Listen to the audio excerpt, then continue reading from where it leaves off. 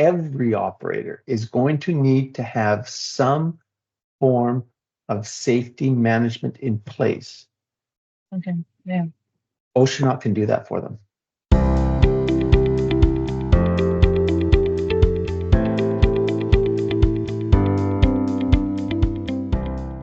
So I know that you work at WCMRC. Can you tell me a little bit about your role and what does a typical day at work look like?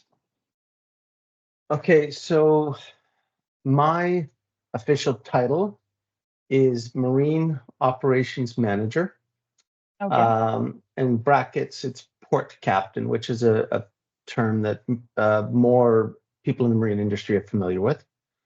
My roles and responsibility are centered around managing WCMRC's marine assets. So their vessels, some of the marine infrastructure, and within that role, I advise on marine operations to our senior management team. The company is marine centric, but they have a very large shoreside component as well for spill response activities. So I handle the Right. marine side of operations. How many and what kind of vessels do you have in your fleet? So WCMRC has approximately 80 marine assets in our fleet, and that ranges in everything from a very large offshore response vessel, 74 meters in length, that we have a long-term charter on, all the way down to small workboats and everything in between. So it's Okay, a big, that it's a sounds. big fleet. It's a big fleet. Yeah. Yeah. So is it difficult to manage such a large fleet? And is that why you went for a vessel management system?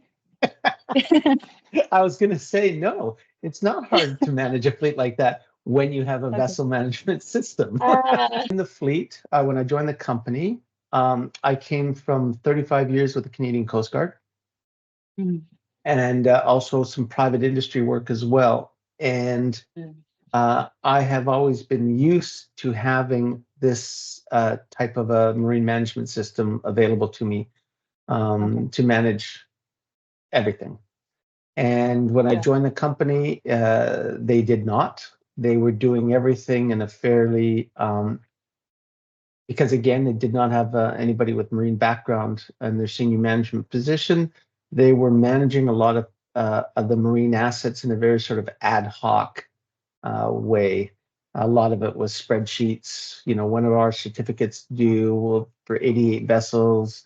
They had it on a spreadsheet. We also have 8 different bases. And it turns out that each base was doing something differently. So I said, yeah. So I said, well, we can't. And the company, there'd been a couple of cases where regulatory-wise certificates had become expired, Yeah. and it got missed. We have all these Yeah. different systems in place, but they still got missed. So I sat down with our senior leadership team and I outlined what was done normally within industry and how a marine management software could help us. And so we presented it. I put out a request for proposal um, for a provider of marine management software. We went out to 7 different companies. Those 7, one company said we can't do it. It's too big for them. Yeah. And then we had a scoring criteria that we put all of the vendors through. We were looking at. We said, well, these are the models that we want. They need to be included. We wanted good technical support.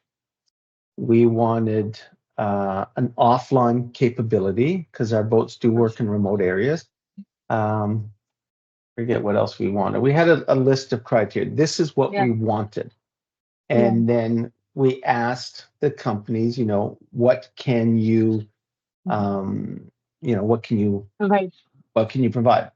And Yeah. when we took in all of the proposals and we scored them because we had a scoring criteria, and Oceanaut won flat out. Very well. That's So, great. Yeah. so I wanted to ensure that there was that transparency with the company. I showed them, and it wasn't just me that scored it. There was another person, so there was two of us scoring it. We came out with fairly close results, the same.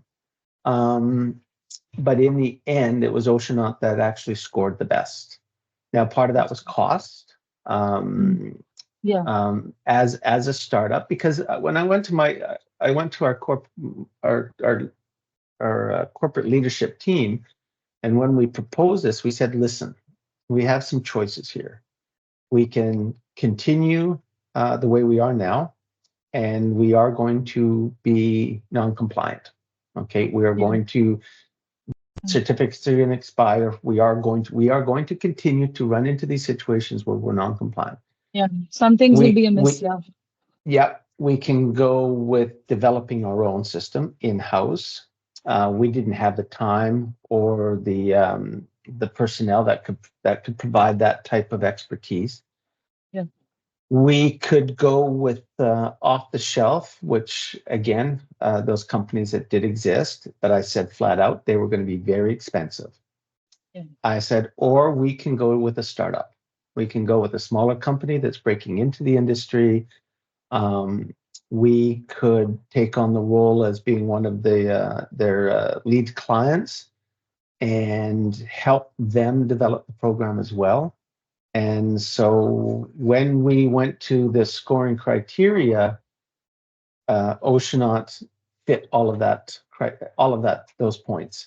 Right. So that's where we ended up with Oceanaut. Ship's crews had some input, some feedback. We said, listen, tell us what you need, right? Because not every piece of software is going to be perfect for every vessel operations. Yeah. If we had a huge fleet and it was all the same vessels, fine. But like I said, we run the whole gamut. So when the crew started working with it, they said, hey, wouldn't it be awesome if it could do this? Or what we'd really like to see is if we could do that. And Yeah. so we recorded all of this information and we went back to the vendor representative and we said, what can we customize this to? And I got to be honest with you, Albatross, Oceanaut did a phenomenal job, absolutely phenomenal job of customizing Oceanaut to what we needed it. And there was some stuff that they missed. There was stuff that even to them, they're like, oh yeah, we should have thought of that. So they did. They went ahead and changed things because it was better for the program, not for us. It was actually some suggestions that were actually better for the program. So it was a win-win. I get that Oceanaut and Albatross, it is, for want of a better term, it's a bit of a startup company. So we're happy to support that. They've been good for us. We think we have a good product with Oceanaut. About it, what we did recognize is what we wanted was about this much. What we understand is Oceanaut offers this much. Part, the asset management part that we have, it's very complex, like any other asset management software. And so now that team is looking at Oceanaut and saying, oh, well, why can't we put this into Oceanaut? And we're like, yeah, it makes sense. What kind of modifications also would you want us to, how would you want us to cater to you better? What kind of modifications are you looking at for the future? Right now, what we have with the customization and the feedback that we got from our ship's crews and what we presented to the Oceanaut team, they've done everything. They've fixed everything that we needed. So right now, as we roll it out to the bigger part of the fleet, that part is good. What we are going to start doing is seeing where some of this other software that is being used in other departments can sort of be merged, sort of thing. So right now we're good. Okay. Right now there's nothing critical that we need from the Oceanaut team. We have a good product in place. You have a good product in place, and so that's kind of where we're at right now. We're looking for, like I said, I think at the end of this month, we will start looking at rolling it out to the rest of our fleet. So Right. we've got 8 bases, 8 facilities, and then each facility has a range of vessels. And so we looked at how we're going to roll this out, and the best decision is we're going to go to each base and then enroll all the vessels that are at that facility at one time. And that way we get the entire cruise on the same learning track, and then we can start working from there. When you talk about a roadmap, the first part is right now, let's get all the ships enrolled. And the second part is we're going to look at some of the peripheral components. And I'm very impressed with the tablets. Nice. Do we need a tablet for every single 88 vessels? No. But we can certainly look at a tablet or 2 for each of our bases, right? Can you tell me 1 or 2 features that you like on Oceanaut, and when and how do you use them? Well, when we Maybe your favorite. when we looked at Oceanaut, so again, to give you some background, and I'm going to tell you, this is going to be good for you. So my background is safety management, as well as being a ship's captain. I did some work for Transport Canada, a regulatory agency. So I have a very solid background in safety management, and my job in Ottawa was to work on a domestic safety management system. So right now, I don't know how familiar you are with the marine industry. There's ISM, Getting there, right? That's the International Safety Management Code. Yeah. And that is great for all vessels that are in class. But Canada has a very large fleet of vessels that aren't required to be in class. Yeah. And so one of the things that I did with Transport Canada is we made the decision that the ISM code is great for some of the big players. Yeah. And we created a domestic safety management system for all the smaller players. Yeah. And non-SOLAS vessels? Yeah, non-SOLAS vessels, right? So we're looking at small commercial operators, tug companies. There's a lot of small operators. So those regulations are coming into place soon. It may be next year, it might be the year after, and all of those companies are going to need something like Oceanaut. Yeah. Because you asked me, what is it that we use it most for? We use it to maintain regulatory compliance. Yeah. So we want to make sure that our certificates are maintained and managed. We get the alerts when they're due. We need to track our crew competencies, their certificates. So it's the compliance part that is the biggest part that we want. Yeah, most important one. Yeah, out of Oceanaut. Then, of course, the next phase to that is the sea time tracker. We've been managing the sea time for all of our different crews on all of our different vessels. We've been managing that in a very same thing, in a very ad hoc way. As somebody's got a spreadsheet somewhere that they keep track of, and we said no, we want it to be consistent across the fleet. So there's the compliance component. There's Your the sea vessels look tracking. very pretty, very beautiful, like the parade on the map, the satellite map. Very pretty. I just keep looking Oh, at it and I'm so mesmerized. yes, and that's the other thing too, the ability to do the vessel tracking, Yeah. to know where our vessels are at all times. Mhm. The other one that we're going to look at is the audit component. So when a vessel gets audited, what are the deficiencies? How are the deficiencies going to be tracked? And that will be done separate from the safety management software that Yeah. our safety management team has. But we think that Mhm. there can be a little bit of, we think that Oceanaut can track some stuff that's independent of what the safety management team manages.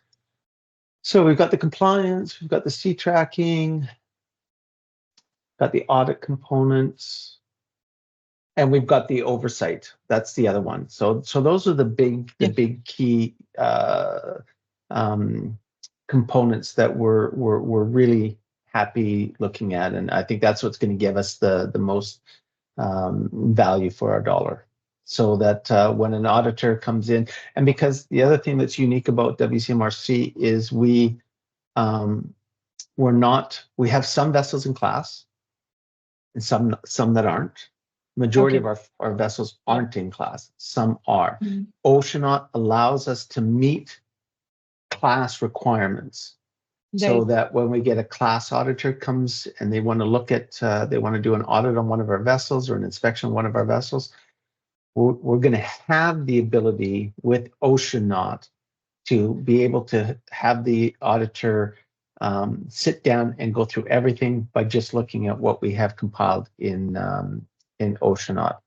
And then we're also regulated by the federal government because we are a pollution response agency. We are the Transport Canada Certified Response Organization for Western Canada.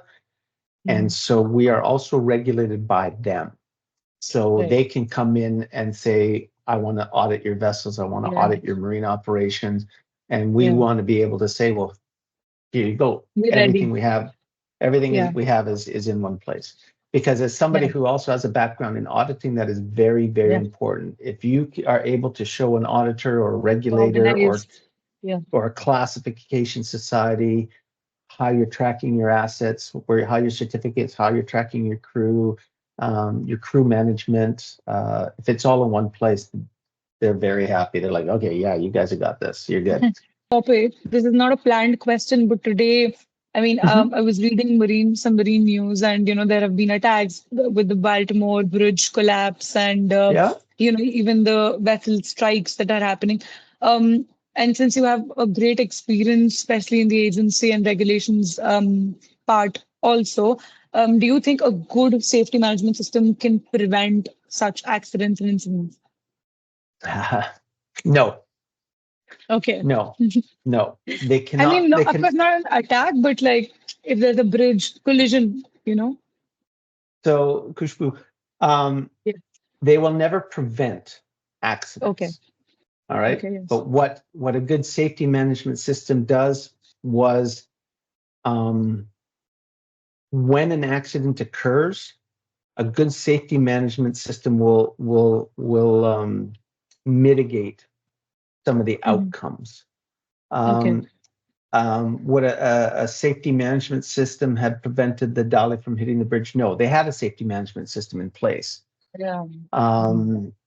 Um, that was just unfortunate. They lost Right. power at the wrong Right. time.